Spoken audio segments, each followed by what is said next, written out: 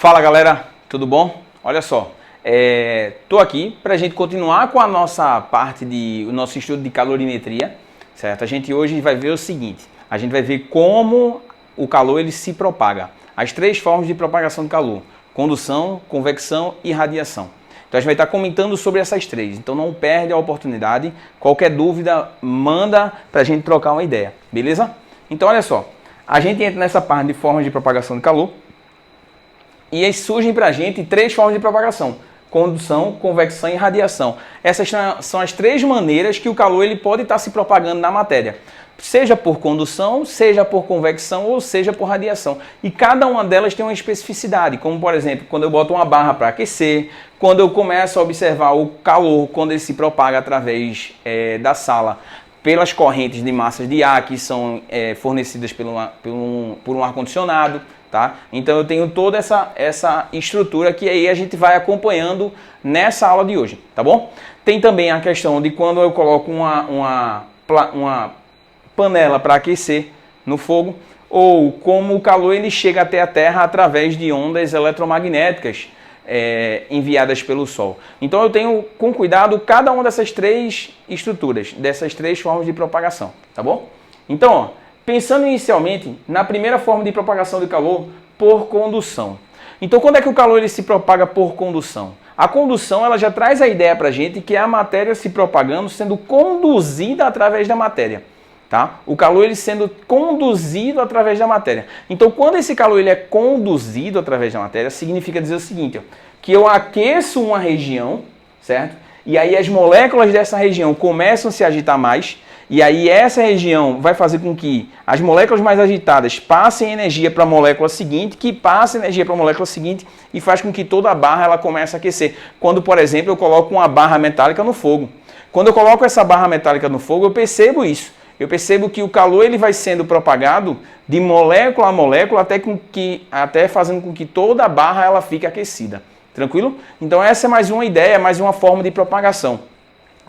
Mais uma maneira do calor se propagar através da condução térmica.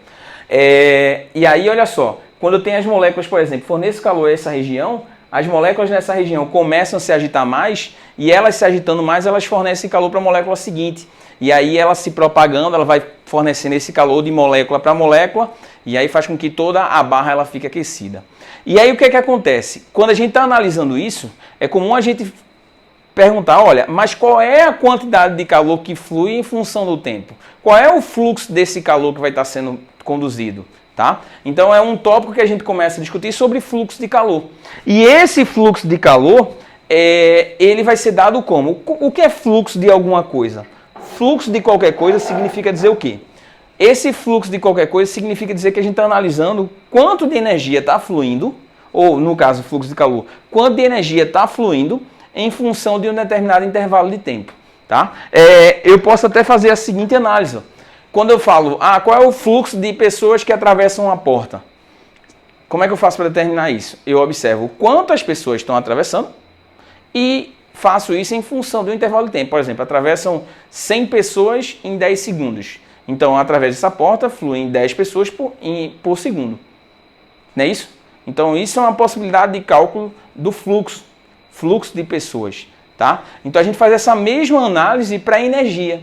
Essa energia que vai sendo conduzida através de uma barra, que aí a gente determina em relação a isso qual é o fluxo de energia que vai estar fluindo, que a gente chama isso, ó, simboliza por essa letra, por φ, que é a quantidade de energia que flui em função de um determinado intervalo de tempo.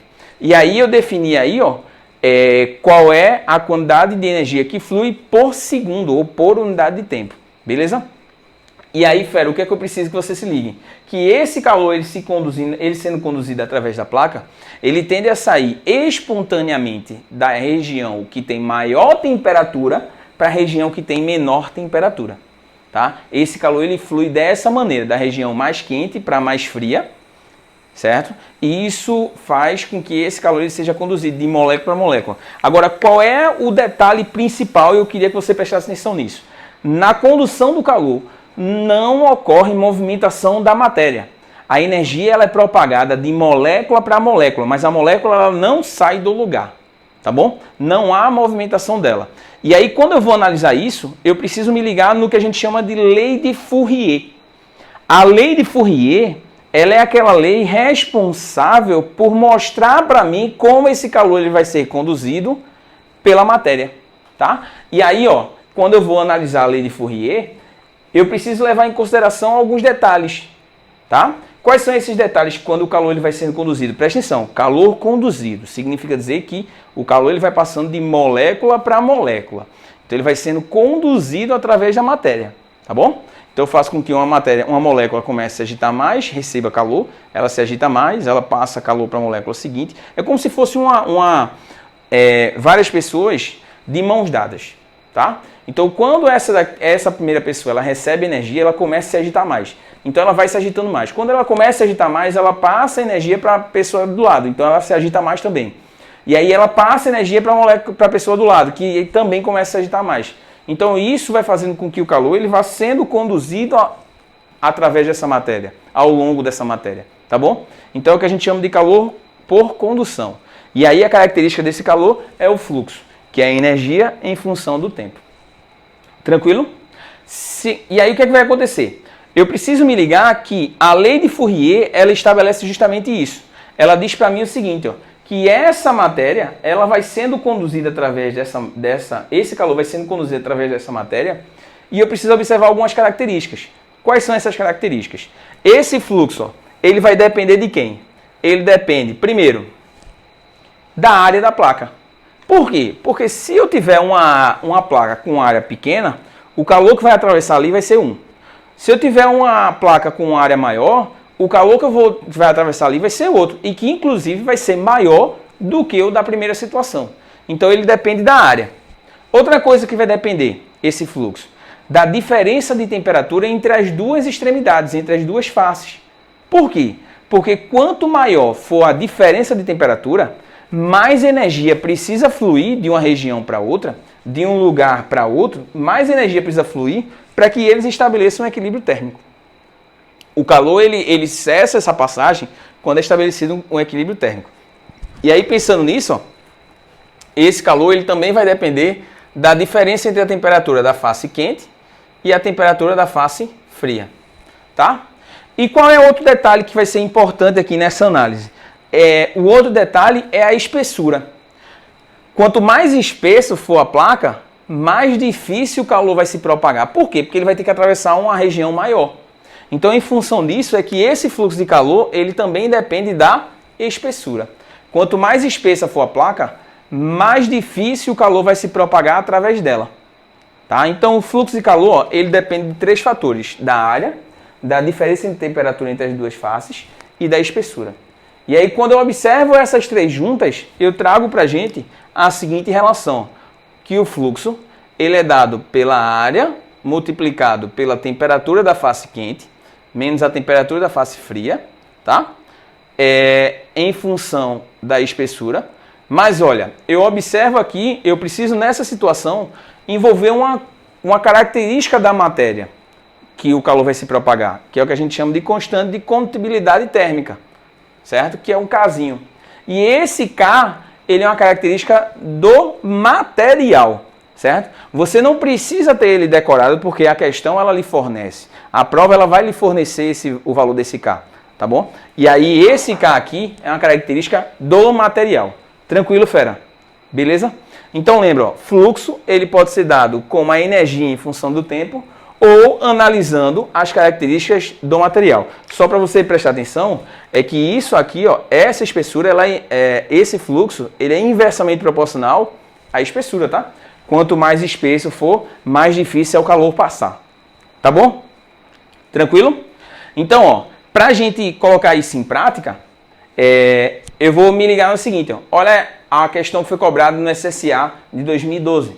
Ele diz o seguinte: o fundo de uma panela de alumínio tem espessura de 0,3 centímetros e área de 450 centímetros quadrados. Ao colocá-la sobre uma chama acesa, as temperaturas interna e externa do fundo são de 120 graus Celsius e 300 graus Celsius, respectivamente. Qual o fluxo calorífico através do fundo da panela, sabendo que o coeficiente de condutibilidade do alumínio é de 0,05 calorias por segundo centímetro grau Celsius.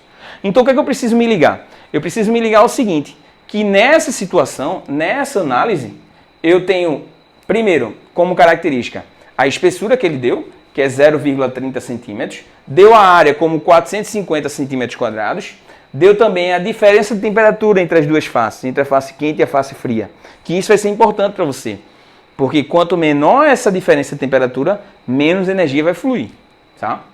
E deu também a característica do material, que é a constante de condutibilidade do alumínio, que é 0,05 calorias por segundo centímetro grau Celsius. Gente, moleza, tranquilo. Como é que a gente vai fazer isso? É o seguinte, ó, eu tenho que o fluxo de calor, ele é dado assim, ó, K vezes A, temperatura da face quente, menos a temperatura da face fria, certo? Sobre a espessura, beleza? Como tem aqui pra gente. Quanto é o K que ele deu na questão? Ele deu que o K vale quanto? Vale 0,05, né? Tranquilo? Calorias por segundo centímetro grau Celsius.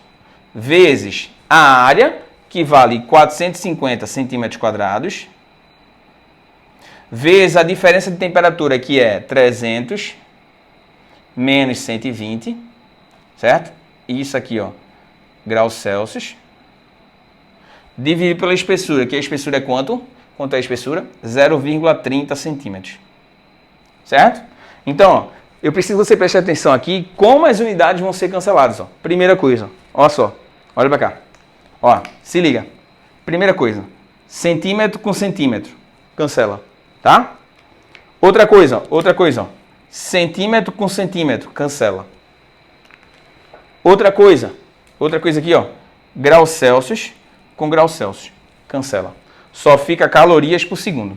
Então você vai ficar com o seguinte, ó. Você ficou com a seguinte situação. O fluxo de calor, ele deu 0,05 vezes 450 vezes 180. Então, dividido por 0,3. Se você fizer isso, você vai achar a resposta como sendo 13.500 calorias por segundo, tá? Então, né, dessa forma, você já está expressando qual o fluxo de calor. Então, ele diz para mim o seguinte, ó, que nessa conjuntura que foi formada aqui, nessa situação que foi formada, tá? No fundo da panela, estão fluindo 13.500 calorias a cada 1 segundo, tá? Em 1 segundo, manda 13.500. 1 segundo depois, mais 13.500. 1 segundo depois, mais 13.500. Até fazer com que o fundo da panela, numa região seja de 120 e da outra seja de 300. Esse calor ele vai fluir até que essas duas extremidades, essas duas regiões, atinjam a mesma temperatura. Tranquilo? Beleza, fera? Tranquilidade? Pronto. Então, segura aí, que aí a gente vem agora com a segunda forma de propagação do calor. Propagação do calor por convecção. Tá? Um instante.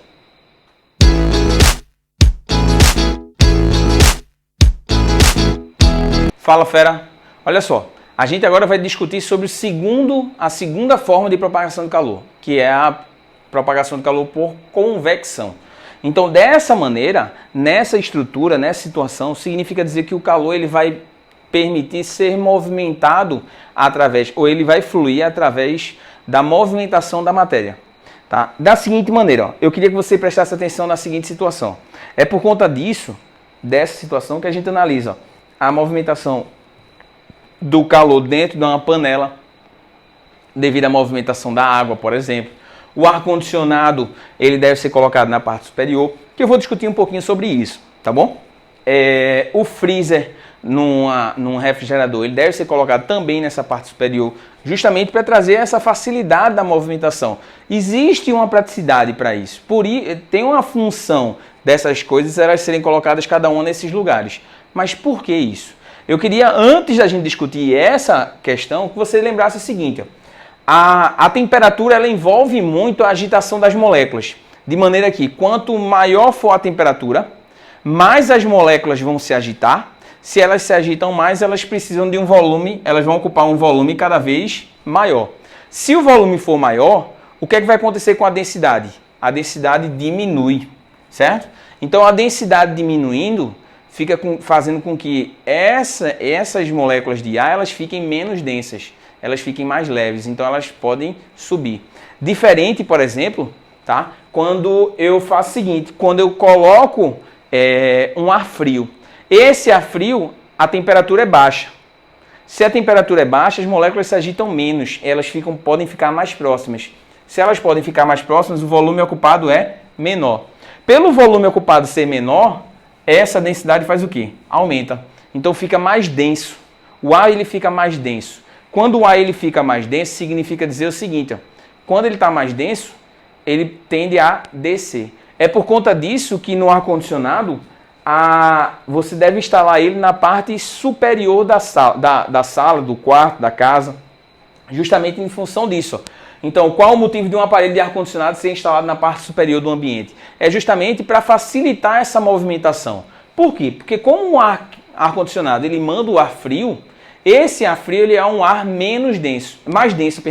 Ele é um ar mais denso. Então, o que é que ele vai fazer? Quando ele é jogado, ele desce. E o ar frio do ambiente, e o ar que estava no ambiente, por ser um ar mais quente, é menos denso. Então ele faz o quê? Ele sobe. Essa movimentação, devido a essa diferença de densidade que foi ocasionada pela diferença de temperatura, o ar frio, por ser mais denso, ele desce. E o ar que estava lá, por ser um ar mais quente e, consequentemente, menos denso, ele vai subir. Essa movimentação é o que a gente chama de correntes de convecção ou correntes convectivas. Tá? É justamente devido a essa ideia. Ó. Pensa, maior temperatura,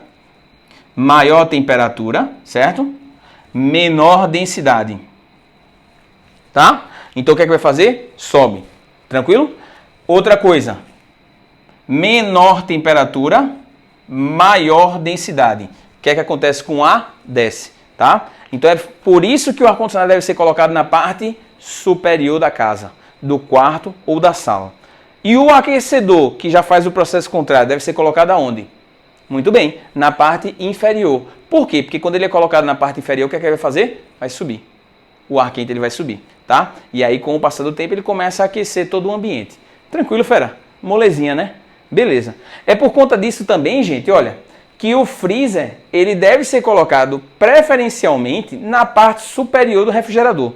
Por quê? Porque como o freezer vai ter a região mais fria do refrigerador, ele facilita com que esse ar frio ele comece a descer. Então ele começa a descer esse ar frio, tá? E aí ele vai, através das prateleiras serem de acrílico, serem vazadas, serem de grades, tá? Facilitando com que ocorra a movimentação desse ar frio, ele vai fazendo com que todos os alimentos eles sejam refrigerados. Faz com que todos os alimentos comecem a diminuir a sua temperatura, conservando o alimento. É por isso também, ó, nessa mesma ideia, que os queijos, esse tipo de alimento, ele deve ser colocado nas gavetas que ficam mais acima, mais próximas do congelador. Por quê? Porque eles já recebem um ar frio. Eles devem ser armazenados a temperatura baixa, tá bom? Mas não pode congelar. Mas eles devem ser armazenados a uma temperatura baixíssima. Por isso que ele recebe logo o contato desse ar frio, desse ar que é enviado pelo congelador. Tá? Ah, mas Caio, e por que as verduras, os legumes, as frutas são colocadas numa gaveta que ela é colocada lá embaixo no refrigerador? Tem uma justificativa? Tem. Por quê? Porque esse ar frio, quando ele vai descendo, ele vai entrando em contato com os alimentos que estão distribuídos no refrigerador e vai diminuindo a sua capacidade de refrigerá-los, tá? O ar vai ficando cada vez mais quente quando ele vai descendo.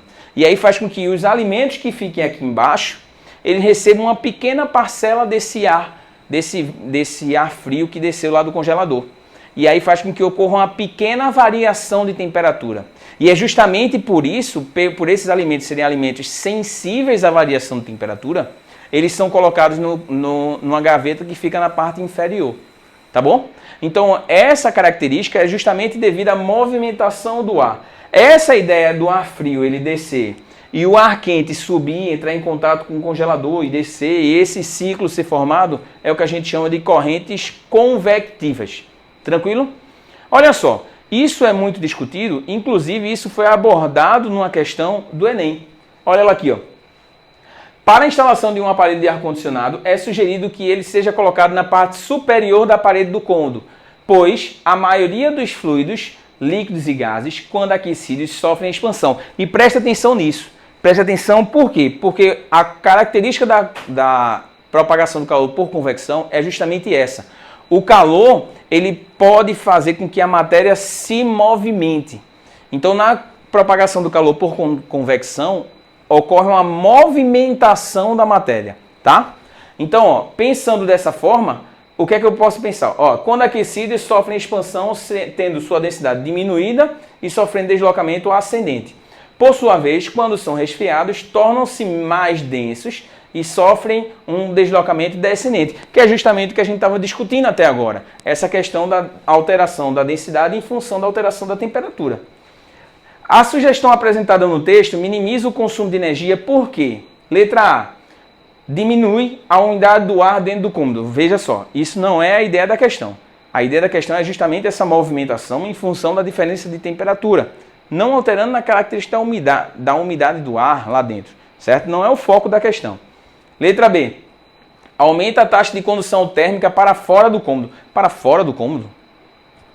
Vamos ver. Letra C. Torna mais fácil o escoamento da água para fora do cômodo. Nada a ver, certo? Letra D. Facilita a circulação das correntes de ar frio e quente dentro do cômodo. Resposta certa, letra D. Vamos ver. Letra E. Diminui a taxa de emissão de calor por parte do aparelho para dentro do cômodo. Nada a ver, certo? Tranquilo? Então a resposta certa, letra D de dado. Tranquilo, gente? Beleza? Então segura aí que a gente vem daqui a pouquinho para falar sobre a terceira forma de propagação do calor. Calor por convecção, tá bom? Por convecção não, por radiação, desculpa. Valeu, fera.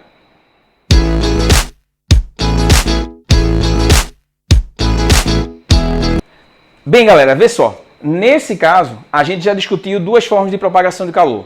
Condução e convecção. Uma, o calor, a molécula, fazer com que o calor ele seja propagado de molécula para molécula. Segundo, convecção, permitir a movimentação da matéria através dessa questão da diferença de densidade, como a gente discutiu. A terceira forma de propagação do calor, traz a ideia para a gente da irradiação, que é quando não necessita de um meio material. O calor ele não vai precisar de um meio material para se propagar. Ele pode se propagar, por exemplo, no vácuo.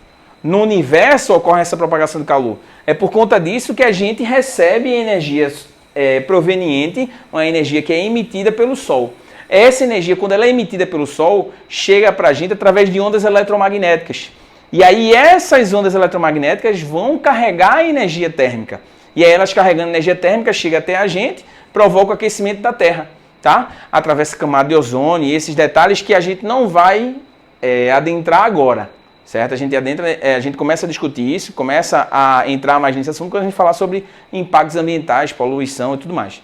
Tá? Mas nesse momento, o que eu quero que você se ligue aqui, existem três formas de propagação do calor: condução, convecção e radiação. Condução, o calor ele é propagado de molécula para molécula.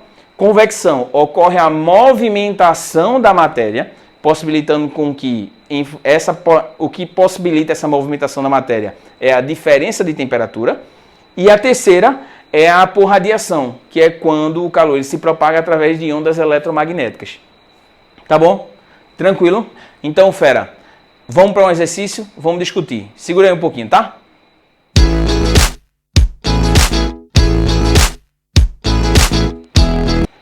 E aí, olha só. Dessa forma, a gente discutindo sobre as três formas de propagação de calor, eu preciso que você se liga nessa questão que foi cobrada em 2008 na UPE, que ele diz o seguinte, ó, quando existe diferença de temperatura entre dois pontos, o calor pode fluir por condução, convecção ou radiação. Perceba que ele diz que o calor ele precisa de uma diferença de temperatura, beleza? Se não ocorrer essa diferença de temperatura, ele não vai se propagar, tá?